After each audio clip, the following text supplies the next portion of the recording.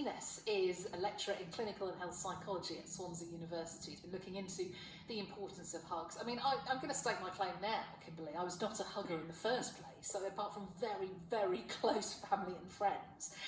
So to me, all of a sudden starting to hug people left, right and centre come June is highly unlikely. But there is evidence to suggest that we have really missed them. Absolutely, and thank you for having me, Sarah. I think that hugs are something that obviously some people enjoy more than others, especially with those who aren't close to them. But at the same time, something that, if you look at the bigger picture, social contact, something like a handshake, hugs, embraces, these are all things that are important for happiness, and they're also important for our health, for how actually we feel.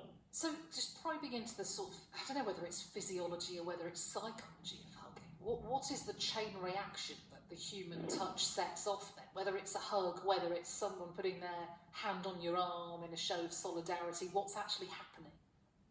I think that's a really great question. So if you kind of look at the mind-body interaction, which a lot of people neglect, they look at one and not the other. What you really want to take a look at is how they work together. So if you get something like a hug, it can release neurochemicals that will actually improve your mood. But more than that, some of our research has shown that if you have contact from someone like a romantic partner, it can actually reduce your stress hormone levels. So cortisol is a stress hormone. It can actually reduce your stress hormone. It links to some wonderful research, attachment literature, kangaroo care, that shows that for babies, for children, touch is something that actually reduces pain. It increases immunity, so you can fight off colds. This is something that from the very beginning we need.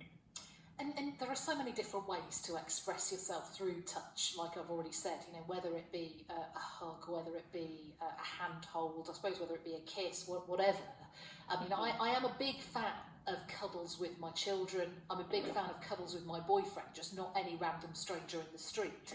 Is there anything to suggest that one of these types of touch are more effective than any other?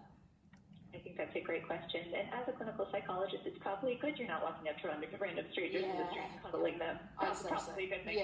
Yeah. But cuddling the kids is a wonderful thing. And I cuddle mine as well.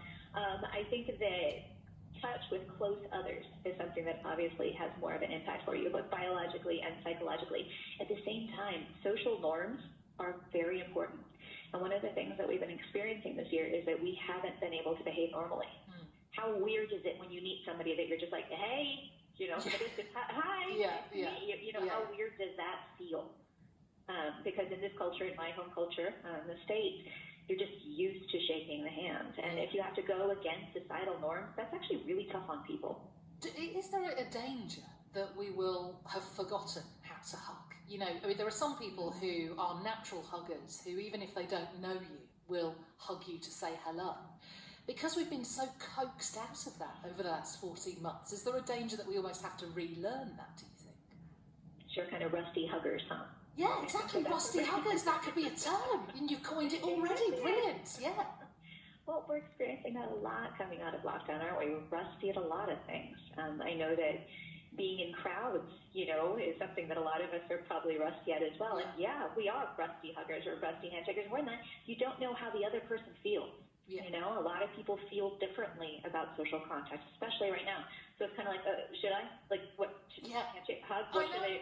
I know. It's going to be Which, really by the way, is the whole reason I don't like hugging in the first place. Because I always enter into, what's worse actually than the hug is the kiss. Because you never know if that person is going to be a two-cheek kisser or just the one, and then you're left hanging, and then the whole thing's just too embarrassing for words, so I just don't want to go there. Either way, not that I'm recommending that anyone hugs or kisses complete strangers at the moment as it stands, but it's worth verbalising these insecurities of mine when it comes to hugging. Kimberly, thank you so much. That's Dr. Kimberly Dienes, who's lecturer in clinical and health psychology at Swansea University. It's just gone 5 to